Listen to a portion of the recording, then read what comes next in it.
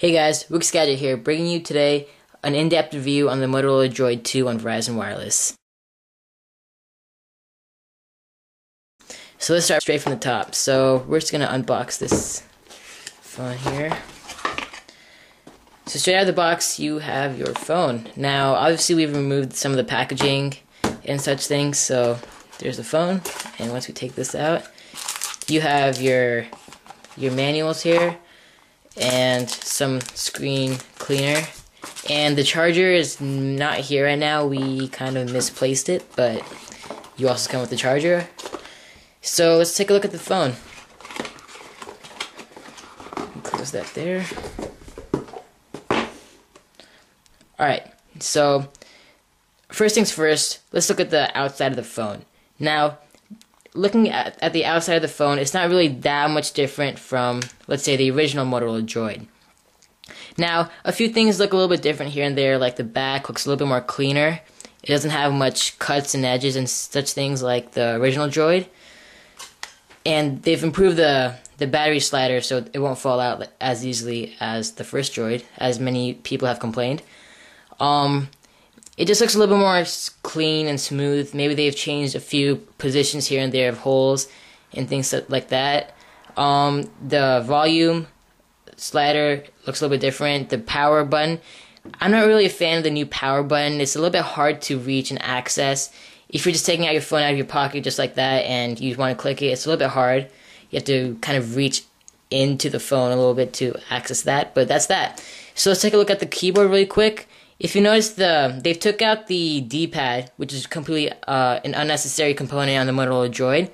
So I really like this version of the keyboard because the keyboard buttons are much easier to press. They have a little bit more of like a little bump into them compared to the first Droid.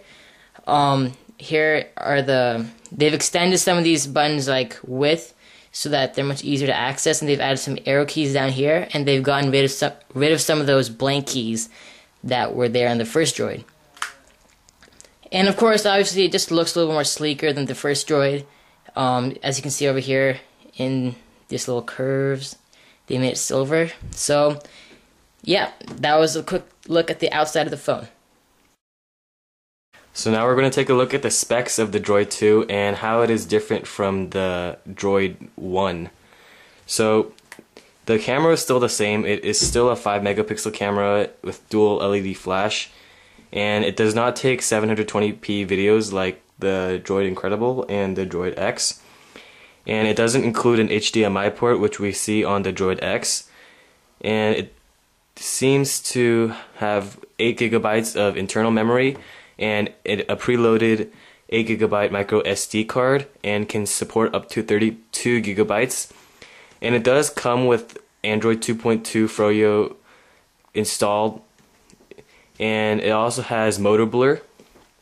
And Verizon has also included a 3G mobile hotspot, which they did not include in the original Droid.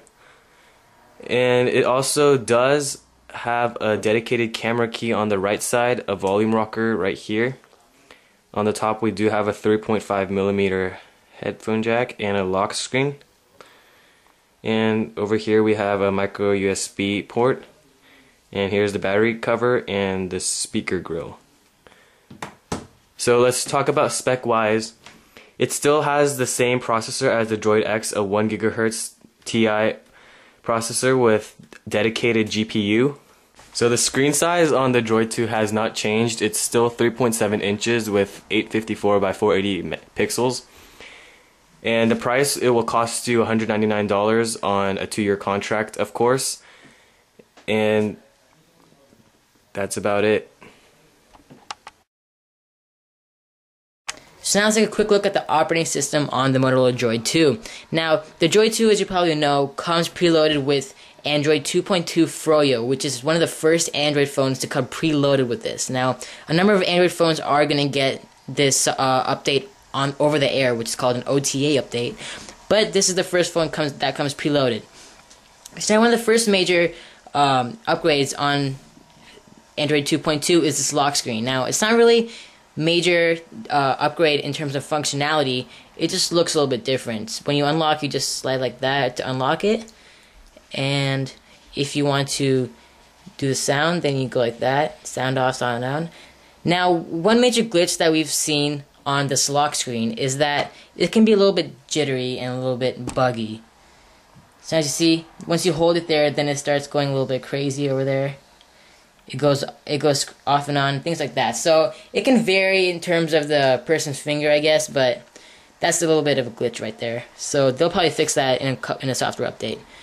So now one of the other major differences on Android 2.2 is Flash, which we will cover later on in this review when we talk about the browser. So for Android 2.2, that's pretty much it. We just have the lock screen and the Flash and a couple of other technical things that you won't really see as a user. Now let's talk about the Motoblur that comes preloaded and bundled with the Android 2.2 on the Motorola Droid 2. Now when comparing the Motorola Blur with the Droid X, if you want, it is basically the same thing. The Motorola Droid 2 and the Motorola Droid X, in terms of the software and looks, pretty much the same. You have the same three major phones, little three buttons on the bottom. Like here I have a Droid X.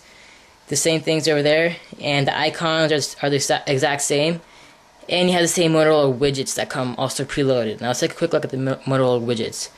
So comparing with a regular Android phone like the Nexus 1 or the Droid 1, you have your Motorola widgets on top of your Android widgets. So if you go to Motorola widgets, you have some of these extra widgets that you can put on your phone that looks a little bit different than some other Android phones. So now the other major difference with Motoblur on the Droid 2 is just the simple UI. Like the redness, for example, they've made it a little bit more of a red theme, where when you click things, then it's more red. Now, for example, if you click this over here, if you select that, it's red, and when you select things, it's red. So that's basically it for Motoblur. There's not really much difference. It just looks a little bit different. So in terms of call quality, sound quality, and speaker quality, now we're going to give you a little bit of a test to show you what the speaker and the regular microphone on the Droid 2 is like. So we're going to call Sheree from WixGadget right now. So as you can see, I have 2 bars of connection. Let's turn on speaker.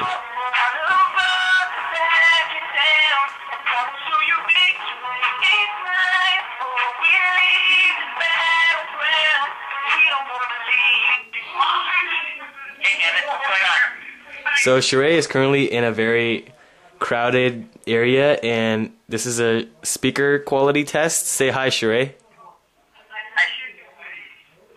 What's up?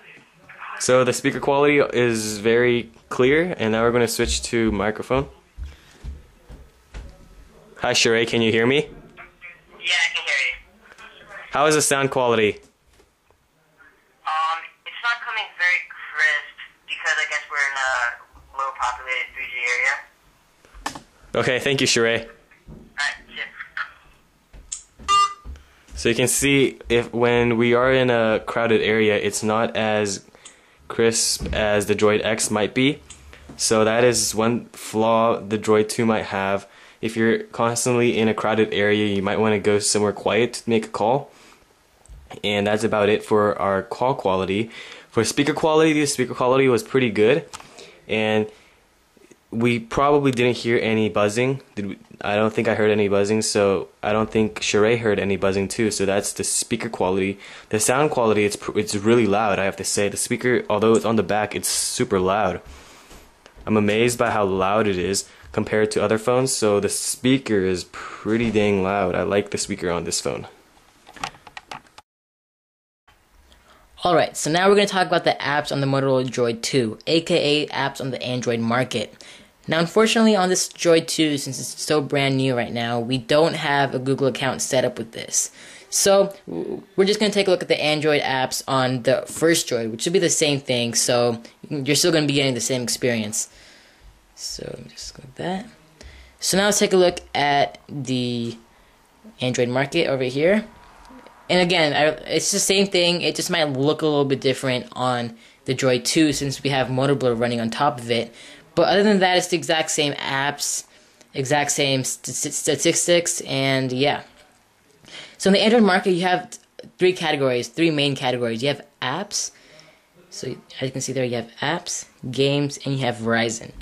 So in apps, you're going to get all your apps here. So you have all your different types of apps here. You have all applications, comics, communications, entertainment, and all that good stuff. And now let's take a look at the games. Now, if you're a pretty big gamer and a fan of gaming on your phone, then an Android device may not be the best choice for you, because comparing the Android market games with the iPhone App Store games, you're not going to be getting the same experience as you would on an iPhone. So now, if you want to take a look at the arcade and action section, the top paid is Robo Defense, which has been there for quite a while, and it's not that good of a game, I'm sorry to say, but comparing it to other games in the iPhone App Store or so, you will be getting a better gaming experience on the iPhone. But the thing about Android apps is that they can accomplish more things than iPhone can do. iPhone apps will look better, but Android apps can accomplish more things because the Android platform is much more open. For example, you can tether to your computer for free. If you're in a place where you don't have Wi-Fi, but you have your Android device, you can tether your 3G service to your computer or laptop completely free of charge. So now, a quick app that can accomplish this is Easy Tether. Mistype that a little bit.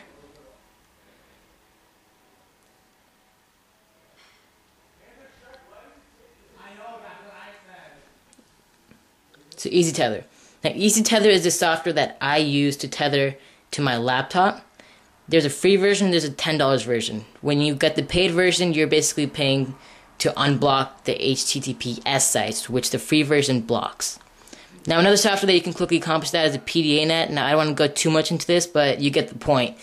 Android apps can accomplish more things, but they don't look as nice, and their UI isn't as nice as the iPhone. And the games on the iPhone market is better. Now, let's take a quick look at the Verizon. Now, Verizon apps, I mean, I really don't get the point of the Verizon apps, the VCast apps. You basically have similar apps as the Android market apps, but yeah, that's that. I guess, yeah, VZ Navigator for Droid 2, which Verizon provides, but you have to pay $10 a month, which nobody gets the point of doing, where you can use Google Maps for free. So that was a quick look at the apps on the Motorola Droid 2, or just Android devices in general.